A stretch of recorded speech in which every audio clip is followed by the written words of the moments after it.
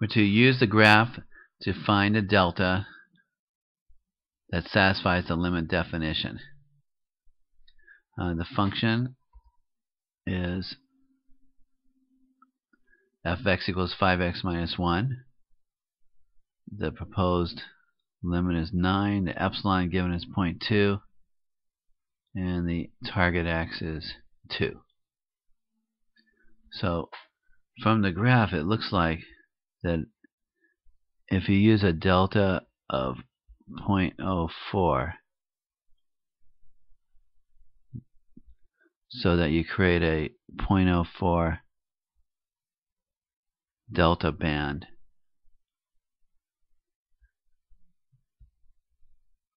about 2, that you'll be able to send your values of x within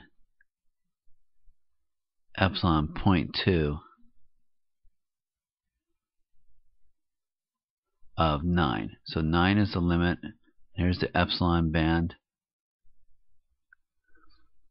And so if our x's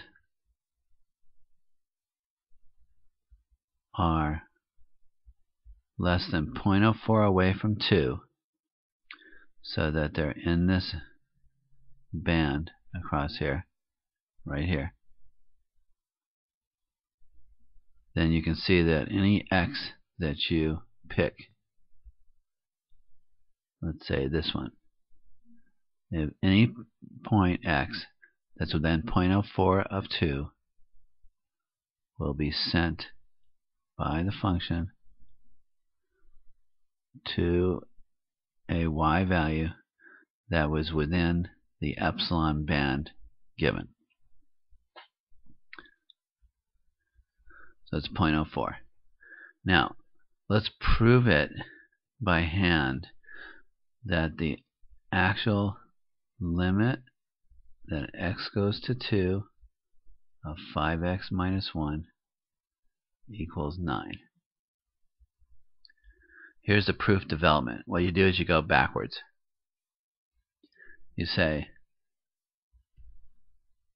alright, do f of x minus the limit, absolute value less than epsilon. What does that lead you to? Simplify it, factor out the 5, divide the 5 over, and there you have your delta right here. If you let delta equal epsilon over 5, then that will be the proper delta that will satisfy the limit definition. So if your epsilon, for example,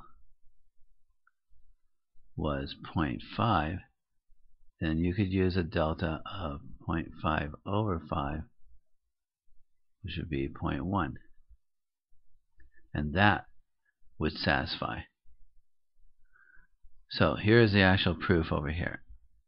You take your steps that you developed and go backwards.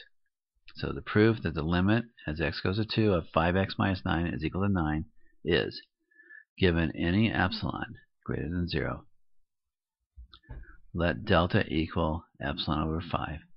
Then, if x minus 2 absolute value is less than epsilon over 5, then you can multiply the 5 back over, multiply the 5 into the absolute value, and then pull the 10 apart into 5x minus 1 minus 9, and that's your proof that the absolute value of f of x minus 9 is less than epsilon.